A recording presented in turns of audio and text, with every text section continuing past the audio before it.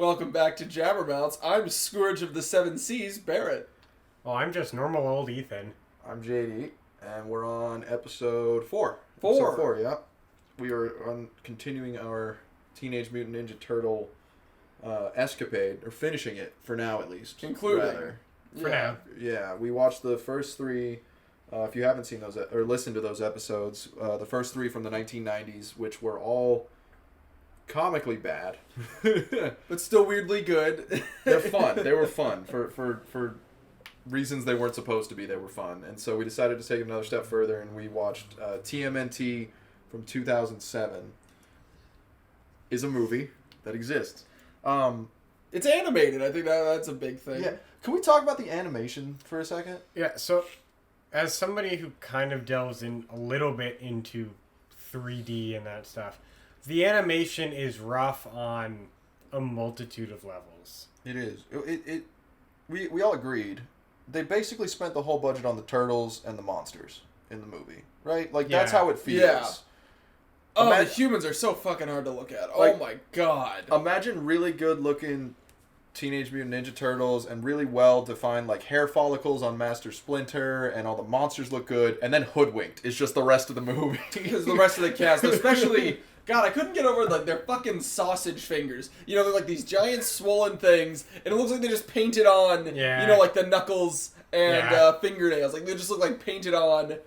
Oh my god, bad. Yeah, it was really bad, and it was really noticeable in some clipping issues too, and some parts where people were touching people and they weren't actually connecting. Weren't actually on, and there seemed to be no subsurface scattering. Like none of the reflection. Like if you look at your skin, there's reflection off the outer layer of your skin, and then there's some deeper reflection. That's what makes skin look super real. Right. There's none of that throughout the whole movie. There's one scene in which a dump truck drives away, and the water spraying up from the dump truck is about 4 inches off the ground, and it's just a line. Right.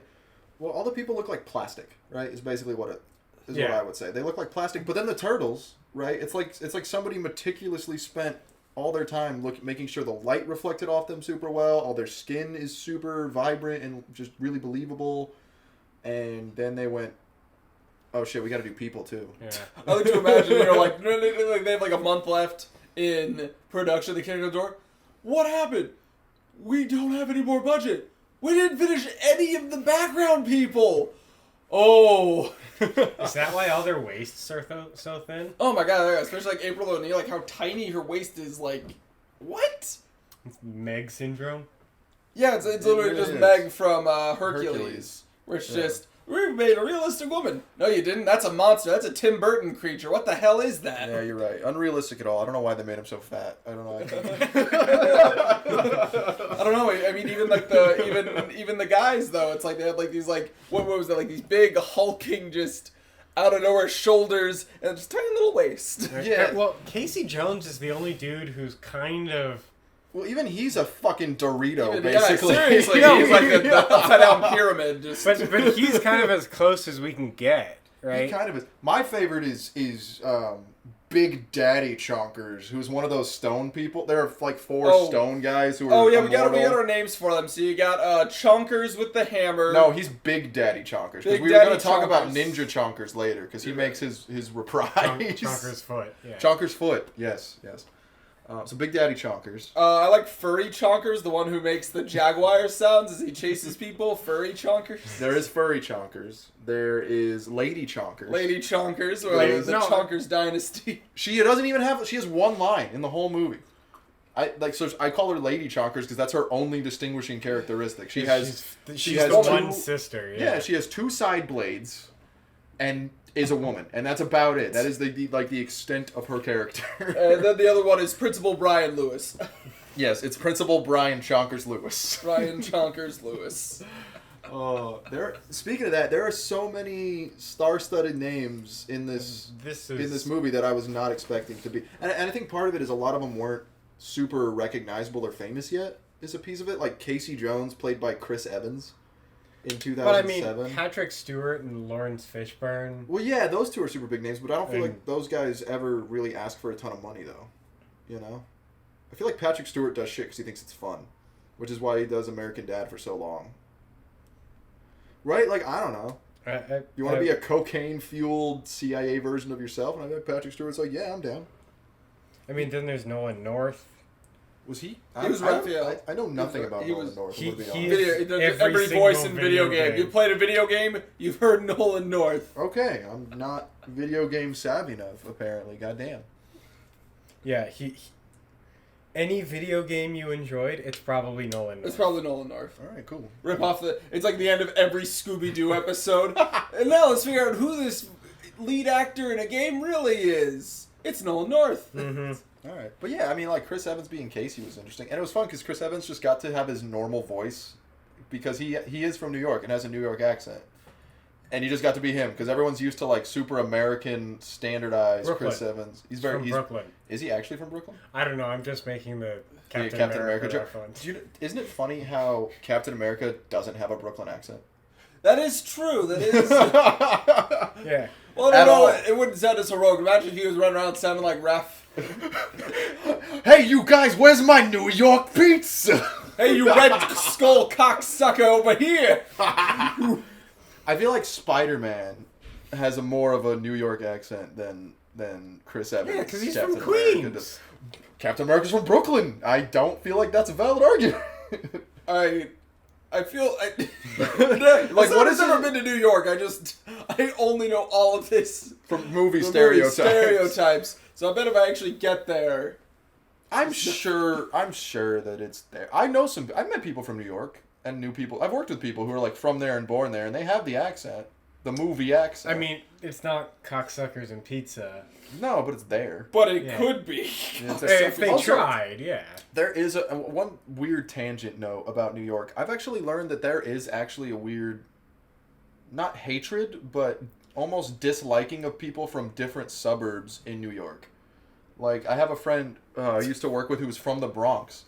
And I used to work in sales, and a guy came in who was from Queens and had the accent and everything. And as soon as this bro heard his voice, he went, "Oh, you're from New York? Where from? Queens? Bronx." And they just stared at each other for like 15 seconds. And I'm just watching this like it's some sort of like Mexican standoff about who's going to blink first and get shot, right? And eventually they nodded and they didn't even... They just went about their day, and I was like, "What? What just happened?" Like, imagine... I'm from Colorado. That's not a thing that exists in Colorado. Like, if I meet somebody from Colorado Springs, right? I like, feel like Pueblo. You meet somebody from Pueblo, you're kind of like... No, I'm just like, okay, cool. You're from the middle of fucking nowhere. Well, no. You gotta think about it from like a major, like, you know, like a larger metropolis. Like, but like we don't even have that in Los Angeles. It's not like, you know, it's like, you know, like, we're the Burbank boys. If I ever see any of you motherfuckers from Pasadena, I'm coming at you. Yo, Los Feliz, get the fuck out of here. Yo, if I ever see you on this side of Glendale again, I'll kick your ass. I actually don't want to yell Los Feliz, get the fuck out of here very loudly, because I feel like somebody from Los Feliz is going to hear me, and I'm going to have problems. So the story. Teenage Mutant Ninja Turtles. It was a very convoluted plot, that film. It's a decent... They did a good job. Yeah. But let me just say this sentence, and you tell me if it's a Teenage Mutant Ninja Turtles movie. So 3,000 years ago, some South American warlords... presumably Aztec in origin, based on the stuff that they use, but also white for some reason. Although they whitewash the main guy, he's like, "I'm an ancient Aztec warrior. White is the Dickens, voiced by Patrick Stewart." Right. Somehow like the flashback is in the desert, but it's South America, and even 3,000 years ago, that doesn't exactly add up. Yeah, the desert mountains. The mountains. I guess that makes sense. Sense. Okay, I'll give Well, it's Central America, right? Oh, you're right. It's not really South America. So there is some desert. Okay. I'll take that. Not really. Central America? Yeah. There's no. I do mean, do you count Mexico? Mexico's a lot of desert.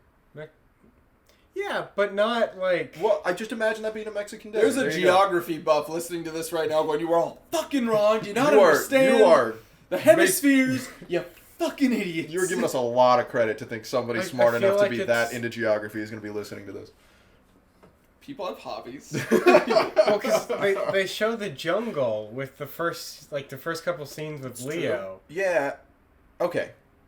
Maybe it was right after the meteor. 3,000 years ago, this warlord had a bunch of generals, and they were trying to take over the planet, I guess. They found a portal to another dimension. It was a magic portal to another dimension. They're like, boom, we're going to take over the world. We're going to gain immortality. But then the trade-off was, hey, the king, only he received immortality, and then his 4 siblings were turned into stone and then unleashed 13 monsters on the planet who all end up in New York City in 2007, and they never explained that. Why 13? Other question. Yeah, is it just because 13 in American culture is an unlucky number? Is that true? Because it never specifies that it was a specific number of monsters for a reason. Because later in the movie, capture the 13 monsters. Yeah. Well, because 12 is too easy. Too easy. So then 3,000 years pass, and now we have fucking turtles rocking around in New York, our boys. But it's past the Shredder years. We found out this later. This is actually, even though it's 2007, different company, animated, is all in the same universe as the 1990s live action ones. Which means Vanilla Ice did canonically die in this universe when the dock fell. Anyways, beside the point. So is that the tipping point then? Vanilla Ice dying is what changed everything? Well, they went to feudal Japan first. Well, I mean... So it was after they came Vanilla back from Ice, feudal Japan. I just like how Casey reversed age. So instead of being a divorcee in his late 30s, early 40s, now he's just in his 20s. Like, hey, what's up? Yeah, I like what they did with Casey. I really do. I'm glad he's not a teenage beating 40-year-old midlife crisis hockey boy anymore. He is still a hockey boy, but is a much better hockey boy. I don't know. You miss fucked up Casey? You miss Predator Casey? In a way, okay, not the Predator part, not the non-consensual touching, but I don't know, there's something kind of funny about just this weird crazy guy with a hockey stick hanging out with a bunch of mutants, instead of a well-adjusted guy, or not even well-adjusted, but a more reasonable guy. But I don't know, there's something about the original cringelord Casey that I kind of feel like fits better with just hanging out with a bunch of mutants. Okay, I'll give you that. I will stand firm, though, on this April, despite her fucking unbelievable waistline. God, she's so fat. No, I will argue that this Casey's a million times better. Story, character-wise. She actually has a point in the story. She's more relevant in the beginning. She's what brings Leonardo home. Oh, yeah. She convinces Leonardo... Because Leonardo fucked off in Central America for a year and a half because Splinter told him he had to go be a better leader. I think it was a coke addiction. You think it was a coke addiction? Okay. So here's why. Well, mostly I like to imagine just Master Splinter. So I guess Leonardo just got addicted to a lot of cocaine, and Master Splinter's like, hey, you need to leave New York and go be a leader, and he's just like, yeah, I agree. I'm gonna go to Central America. Well, I mean, I didn't say that. Maybe if you want to think about another place. Nope, already got. Packed back. See you later. Well, I wonder if he wasn't a coke fiend. Sobered up. Well, I wonder if he wasn't a coke fiend until he got there. And beat the shit out of some cartel for the first time, and they thought he was like a demon or something, so they were like, we must appease this god. Here, have the best Colombian fucking cocaina that we can offer you, and he just went to town. He just became a drug lord down there. They call him the Shadow of the Jungle. No, the Ghost of the Jungle. He's the Ghost of the Jungle. That sounds like a and Colombian that's why, because he's white. He's just covered in cocaine. So he... And April O'Neil is down in Central America because she's finding one of the statues, which is one of the generals. She's now Indiana Jones. She's a Tomb Raider. She's basically Tomb Raider. She's going Indiana Jones. She's Laura Croft. Why can't she be Laura Croft? Because Laura Croft is Indiana Jones. It's all connected to Indiana Jones. You follow this long string. It's all Harrison Ford trying to fuck another Indiana Nazi. Jones had a daughter who is Laura Croft. Then Laura Croft got a clone who is April O'Neil. Blonde. Yeah, why not? How else are we going to differentiate these two people? I don't know. Anyway, they come back, and the monster shit happens. There's just 13 random monsters, and we quickly find out that Raphael has just gone through all the edgelord rings and become the edgelord Duke. Because he's turned into this vigilante in the city now that the turtles are kind of disbanded and only one. Here's where I'm pissed with the writers on. It's the new vigilante. We'll call him the Night Watchman. Oh, wow. No. The Night Watcher. The Night Watcher. Which is worse. It's just, wow, with the most original name. Wow. Bravo, gentlemen. I would be clapping right now, but I don't want to spike the mic.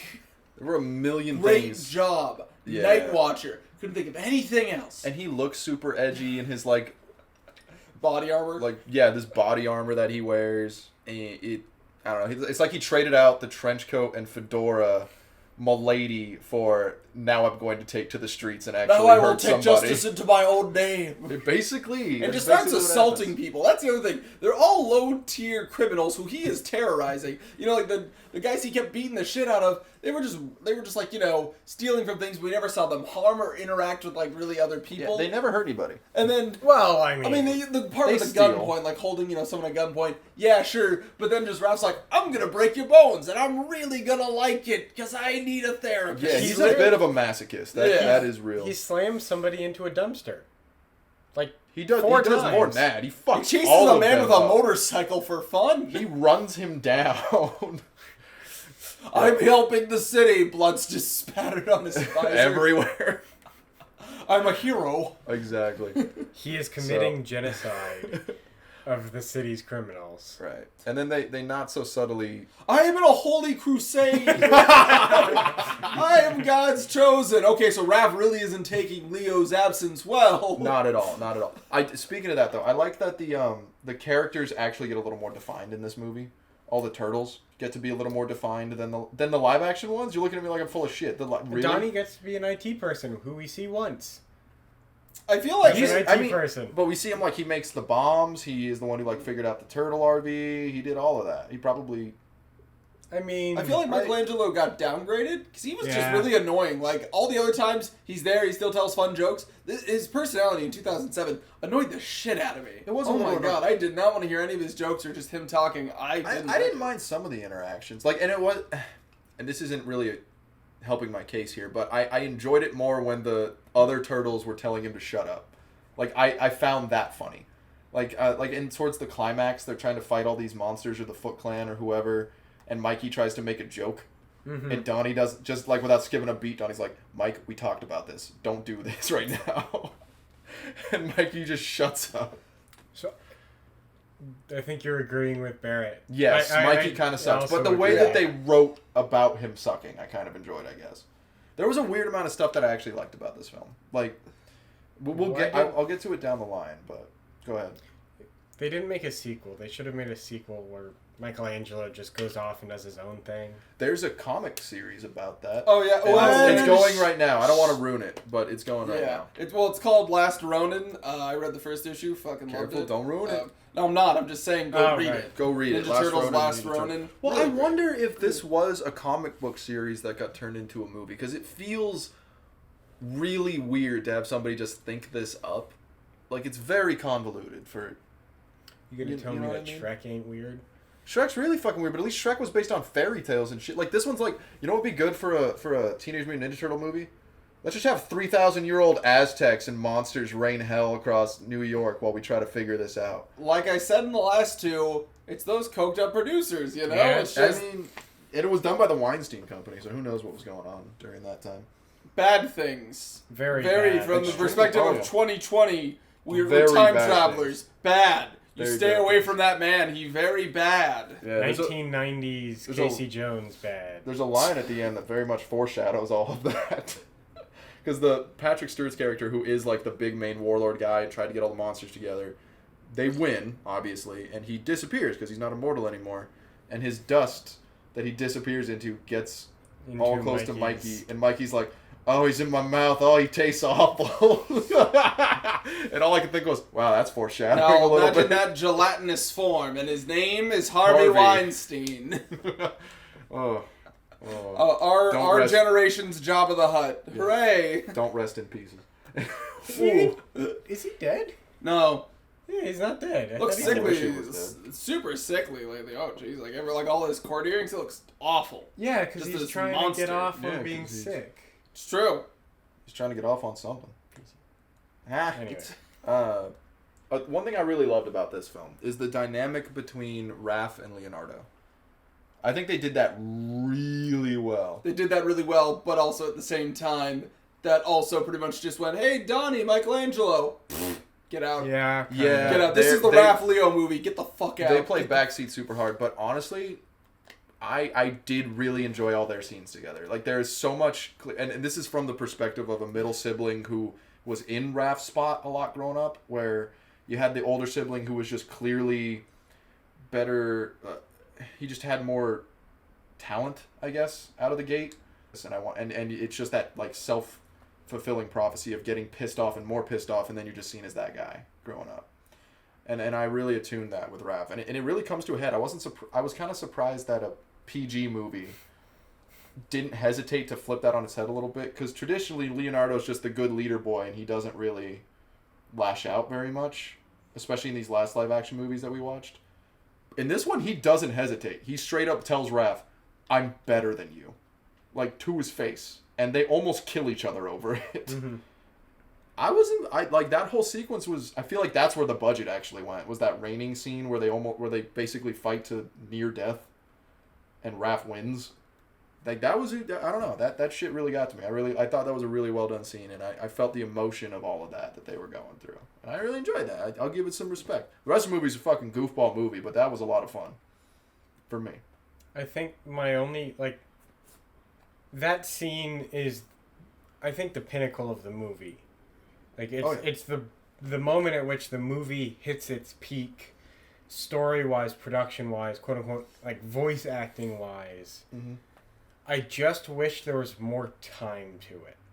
To that scene, or to that the evolution. Ending of the scene. Or to keep that momentum. Well, they quickly just gave up because Raph just runs away. Yeah. Well, so Raph runs away, and then immediately Leo gets jumped, and I kind of wish that Raph wouldn't, because he runs away, and we see him run away, then we hear Leo scream, and he immediately turns around, right? I wish instead of the scream, Leo runs around. He takes one last look back, he kind of stops and he's already realized what he's done, right? Right. He's realized that he almost killed his brother. Yeah. And he runs away and he gets to a stop and he takes a breath and then he turns away and see them walking away. I feel like that is more impactful than just hearing Leo scream and then immediately turn around and walk. Well, he 180s on his emotions, immediately. And so, for me, it goes way downhill there, too. And it's just because there's no, time for that to breathe. It's immediately, oh, no, we're family again, and I need to go save my brother, and blah, blah, blah, blah. Instead of, actually dealing with the issue. You know what I mean? Or he runs away onto a rooftop, he gets to a point, he's crying. If you can show crying in this movie. I mean, he was screaming and, throwing his fist into the ground in the background there. Yeah, but then he's sitting there and he out of the corner of his eye he sees Leo get dragged away. Right. I can understand that for sure. And I wanted more. Right. It's an animated kids movie, yeah. But I applauded for where it went, but I do agree that it should have done more. And they're just friends again out of nowhere. They're brothers again out of nowhere. I feel like a fight like that would need a little more time to breathe, especially when you're almost killing each other. Yeah. For sure. I definitely see where you're going with that. It is also a kids movie with 13 monsters and one turtle who wears another turtle's head, basically. He wears a fake bobblehead and pretends to be a party character. So, I mean, you can only ask for so much, you know what I mean? Yeah. So I get that. Question for you, because he and I know Turtle Lore stuff, and I don't know if I want to know if this character went over your head. Did the character of Karai just kind of go over your head? Yeah. She's the girl who's in charge of the Foot Clan now? She's Lady Foot. She's that's hot. Go on, Lady She's Foot. Lady Foot. Oh. So she's in charge of all the Lady Foot Lockers. Go on. So tell me more. She's Shredder's daughter, right? Yeah. That's kind of the idea. Yeah. Yeah, so she's Shredder's daughter, and in the shows, she's much more relevant. But she's not in any of the movies up until now. But somebody had to be there. And they really upgrade the Foot in this movie. They're no longer teens who like Pepsi and tobacco. They're actually a competent force. Well, they don't look like 1990s eBay fucking mall ninjas, dude. They actually look like relevant, kind of ninja warriors. Paul Blart Mallfoot. That's basically who they are. Which brings me back. That's the crossover special we're waiting for. They're taking over the mall. Which brings me back to in our canon, I would like to believe, is the re-debut of my favorite Foot Clan ninja, and that is Chonker's Foot, who is a giant fat ninja in Secret of the Ooze. And then Karai has... Yeah. Is it Secret of the Ooze? Yeah, Secret of the Ooze with Chonker's Foot. Remember, there's no foot in the third one. Right. And there's a second in command Foot that's always right by Karai and nods at the things that she says. And is always by her side. And I would just like to believe in my heart of hearts that Chonker's Foot got in the gym and really set his heart on being the best Foot Clan ninja he could be. And he worked his ranks all the way up to number 2. And Karai even wanted to, like, rename him to give him, like, a cooler name. And he went, nah. I am always Chonkers. It was always Chonker's Foot. So, I guess at the end of the day, for me, this film lands in film purgatory. For me, in the sense of, it's a decent film. It did its job. And that's kind of it, though. I feel like that's what I call, like, the no man's land of, hey, do I want to talk about it for fun out of being bad? Not really. Well, do I want to talk about it for doing something like, oh my god? No, it's in the film no man's land of, yeah, it was decent. I mean, watch it if you if you want to watch it, sure. Yeah, I think there are some good highlights to the film. Good highlights, overall. But I wouldn't. But like, I don't know if the highlights are worth making it. I don't know if I can just say you need to go watch this film. It's really good. I don't know if I'd ever say that to anybody. No, you'd say that to Ninja Turtle Mike, the #1 Ninja Turtles fan in the world. Ninja Turtle Mike can fuck off. Quit taking our publicity, Ninja Turtle Mike. I heard you play a fucking bit of our own podcast and claim it as your own. Fuck off, Ninja Turtle Mike. I need you to settle. No, I'm never gonna let that go. Ninja Turtle Mike can eat my ass. I thought you're already in an argument with a fictional character we made. Why would you tell them it's fictional? I want somebody to listen to this and go, who the fuck is Ninja Turtle Mike? Like, because they mentioned it in one episode, and now they're really getting into it this episode. I gotta find this Ninja Turtle Mike character. Well, so that's the pitch I want to do now. Is I think in the film, Mikey had the right idea of just being a kid's birthday party entertainer, and so that's what we're gonna do. That's gonna be our new business. If the on top of the podcast, let's also just be kids entertainers. Here's the thing, though. We can't obviously afford the rights to Teenage Mutant Ninja Turtles, so I've been thinking about it. So we're going to be a new pitch. We are the Samurai Abomination Tortoises. Are you following here? And then our lovable master, Mr. Splatter. Who is a raccoon. Because we can't afford... No raccoons. We're going to ruin so many kids' birthdays. Because many. We're going to show up and they're going to be like, can you say cowabunga? Legally, we can't. You can say chowabunga. How about chow? And then look at their parents and be like, all right, that'll be $200. Are you Raphael? No. You cannot say that name. Unsay that name right now. Warner Brothers will be up our asses. Oh, no, actually, no, Nickelodeon. Viacom will be up our asses. They're the ones who currently hold the rights. I don't think they do. Nickelodeon. I think Warner has some ownership too, though. Well, the question is who has the film rights, who has the TV and movie rights, the TV and comic book rights. The only reason I think Warner Brothers at least still has a hand in TMNT is it was either Mortal Kombat or Injustice. I don't remember which, but you could play they put in all 4 Ninja Turtles as playable characters. Yeah, but the Ninja Turtles also showed up in multiple fighting games. What other game have they been in? Smite and Brawlhalla. The Turtles? Yeah. Really? Yeah. Huh. Yeah. Well, now I'm curious. Well, who made the Michael Bay ones? Nickelodeon and Works. And Works? DreamWorks. I burped while saying Dream, okay? Oh, just like all my dreams. Who owns... their people. Who owns people? Well, not good people. I think that's a... Yeah. Bad people own people. You're right. They do own... Wow, they got it... Mirage Studio owns the comics. Mm-hmm. Nickelodeon owns the animated series. And I don't know who owns the movie rights. It's not so here's the question. When are we going to get the Disney live-action remake of TMNT? Well, that's when Disney eventually absorbs everything in the year of 2040. Everything is Disney. Yep, Viacom does have the movie rights. Giving all the credit to Barrett on that one. Oh, okay. Then when are we gonna get the CBS All Access TMNT? No one's paying for fucking CBS All Access. I'm gonna say it now. That's out of all the streaming apps, I can at least understand where somewhere in it's CBS. Watch Star Trek. No, that's Amazon now. Star Trek is Amazon now, isn't it? Well then, fuck off CBS. Picard. Is Picard... Picard was on TBS, wasn't it? Oh, no, CBS.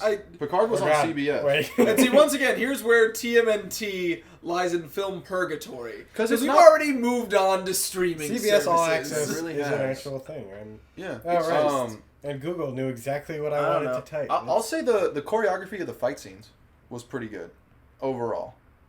I think they did a solid job of keeping our attention for the fight stuff. Yeah. But the dialogue during the fights was boring. Karai, I feel like and the Foot Clan in general basically play second fiddle to the actual. Well, I want you to think about this. We talk about those really well choreographed fight scenes. Now I want you to go back and remember that smile on your face when you think about Secret of the Ooze fight scenes, and just how that immediately those were so bad. Those memories in my head making me smile how bad and fun they were, and I'll always remember that over. Yeah, cool CGI fight. Yeah. I mean. It's good. It's really well done. Yeah, but the live action ones in the '90s were so bad that they're worth remembering for being bad. Exactly. And I think I'd rather watch Secret of the Ooze or the third one or even the first one than this movie. At the end of the day, and that's why I was so excited and made you two pause it and rewind it in one of the last shots of the movie when they're putting the helmet of the old warlord on their like wall of memories that they have. And it has the time travel piece. It references all of it. Yeah, from the third one. The Ooze canister, and then Shredder's original helmet from 1990. Well, they even have the samurai like face masks that they wore when they were in feudal Japan. They have all, and I had a moment of happiness greater than most of TMNT 2007 when I was remembering all of that and seeing that they made a point to pay homage to those movies was better to me than this movie was almost. And that's really bad for this movie, you know? Yeah, it just made us more excited for what we had. For the garbage. Because the garbage time was actually better. The garbage was just fun. It's just so stupid and fun, and we get, you know, look at us. Look at us already reminiscing. It's only episode 4, and we're like, I remember back when we were good. Right. We originally were watching we're still good. Turtle content. That's it. I'm pulling the plug. You know what? We've strayed too far from the original source. That being said, I think we've all agreed we're not going to do the Michael Bay Turtle movies. At least not right now. I'd say maybe eventually. Maybe in the future, and I know we said we do them in an earlier episode, but we're just turtled out at this point, you know? I need something I can really sink my teeth into, so... I need to stop dreaming about rats fucking raccoons and turtles coming all over SeaWorld, you know what I mean? Also, in episode 2, I did make the reference to the duct tape Ninja Turtles porn. I found it. Don't tell them how to find this. You can find it on Vimeo. You're terrible. I think it's called like Teenage Mutant. It's like TMNT. For some reason, the person who titled it Exotic Sex Museum, because the original title was called Pizza Time, which was later scrubbed from the internet. Some people have reposted some like re-edits. So then. Welcome to Barrett's porn advice. I was going to say the same thing. Basically, if you ever just want to watch just like these weird duct tape dicks, like, you know, shoot like what I assume looks like sunscreen all over a pizza, and then also like decapitate a fake turtle, and its actually head is a watermelon. It's weird. It's just a lot. So anyway, this week we're going to see if Lisa Ann can replace Riley Reid on the top 10 list of porn stars. So we should that's how it feels we're doing at this point. We're going down the porno. What are you talking about? I don't know. So that's somebody's yum somewhere, I'm sure. It's just... Oh, the best one, though. Actually, one of the best edits. Still doing this? I'm sorry, but still doing it? They're going to stop laughing like when it shows them... coming on the pizza, and then just the re-edit, they're just blaring the original cartoon theme song as it's happening. You can't tell me that's funny as shit. Teenage Mutant Ninja Turtles. You can't tell me that is not pinnacle internet. You can't. All right, I'll give you that. I still don't think listeners need that in their life, but sure. All right. You're gonna need it. Yeah. Yeah, I mean, this might be a short episode, because these are... Because it was film Purgatory. It wasn't bad, it wasn't good. I mean, and the sad thing about movies like that is they're able to break out of the really bad basement, but they can't make it... And break into our hearts. They can't break into our hearts, though. They don't make it up there. They just fall, you know, and it's kind of... It's really sad, you know, to have a movie try really hard and get to a point where they are not awful, but not good enough to be remembered. I feel like it just kind of falls by the wayside of the...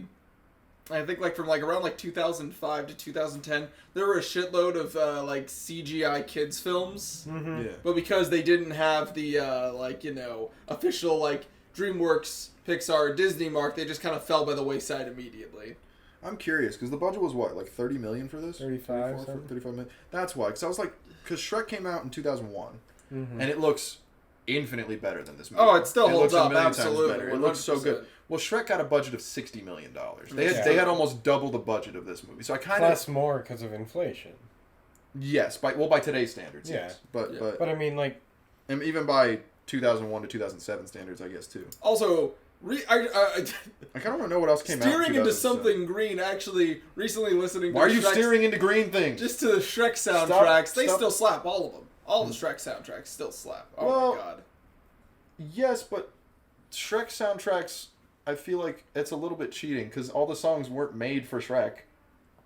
Doesn't mean it's not a great playlist. Well, I'm not saying it's not, but like they're not like they went and found. That's like saying the Baby Driver soundtrack is great because it's a fire soundtrack. Will you let me finish the sentence perfectly? I don't disagree with anything you're saying here, but like that's like saying it's great because it's in Baby Driver as opposed to them being just good songs, right?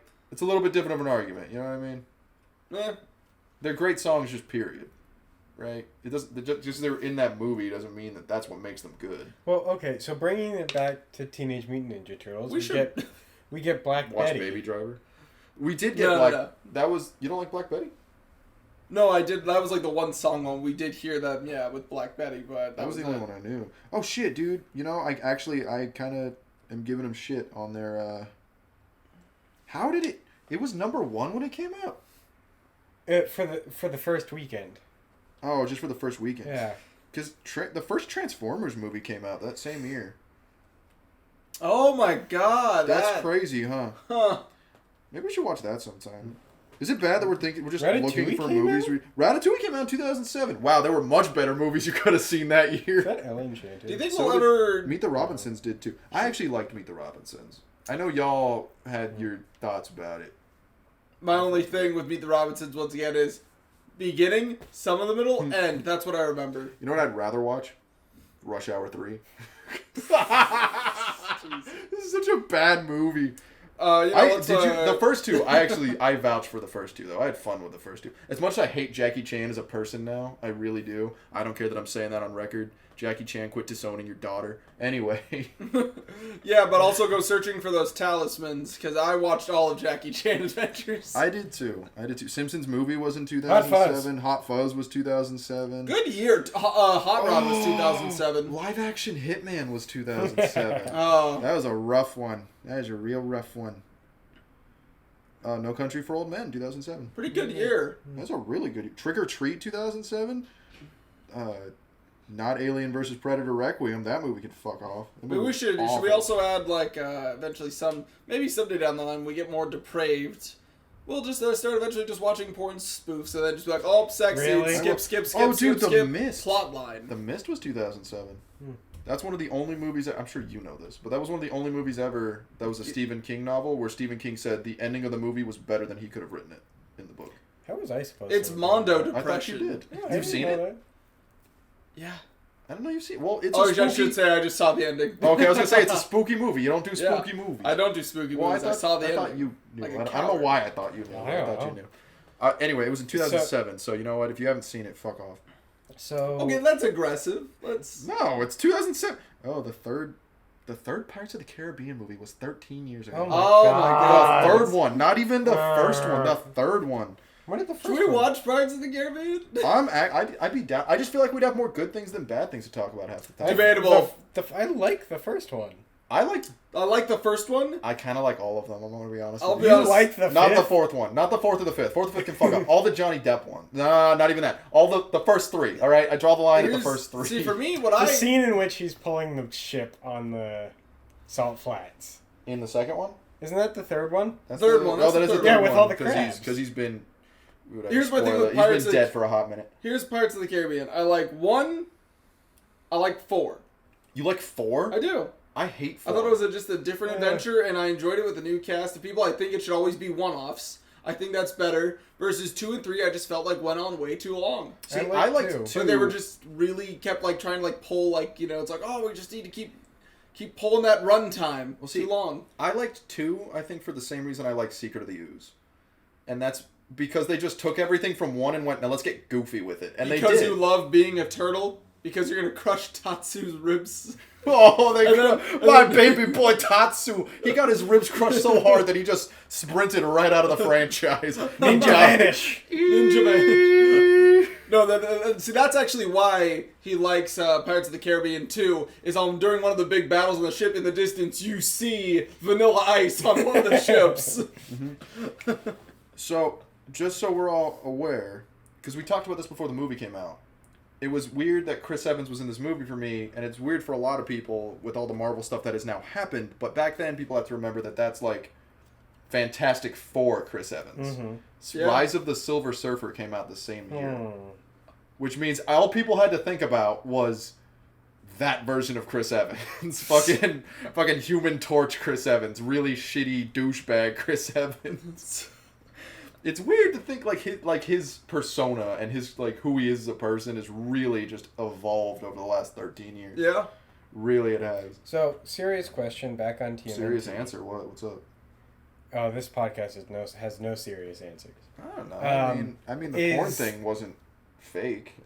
It's real. I watched it. I can't unsee. Oh, dude, I love duct tape Leonardo be beheaded. It happens. In porn? The rest of this... Yeah, they make like a fake stuffed Leonardo. They decapitate him. They cut open his skull. It's a watermelon. They have sex with a watermelon. Okay, we're done Why sexing the watermelon. this? I don't know why. Why are you telling the listeners how to find it anyway?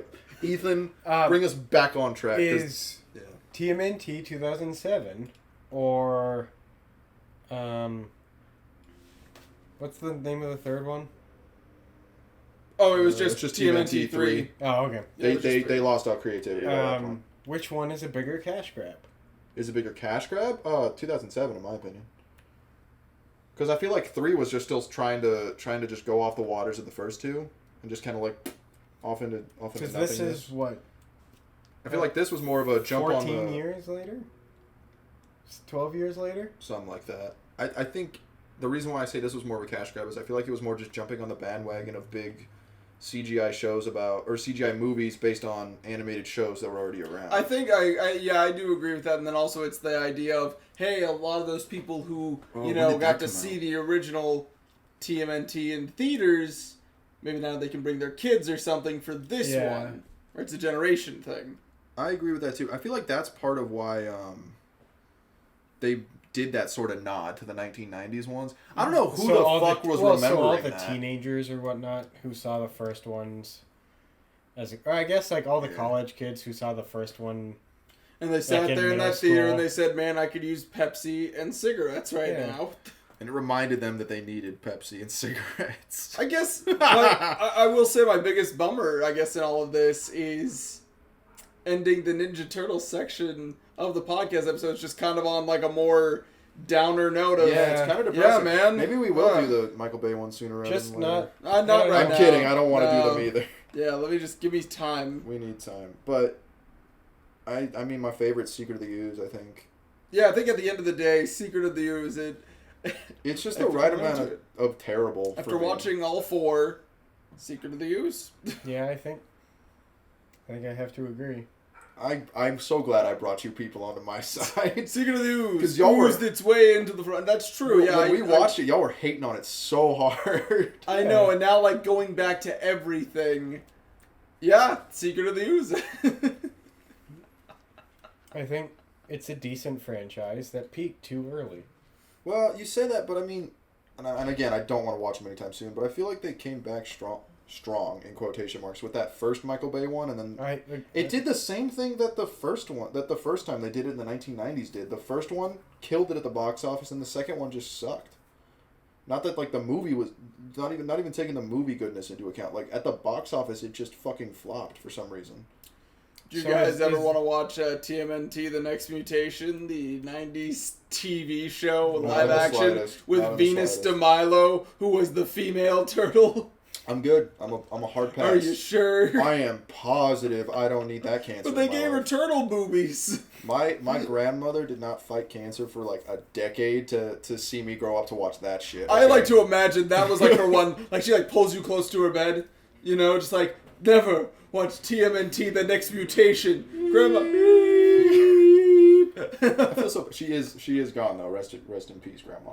But, use a Ouija board after you watch the first episode. Grandma, what'd you think? No, if I tried to I have disowned you, child. Oh. I don't want to. It wouldn't go well. Me trying to have a conversation with my deceased grandmother. A lot of that would be like, really?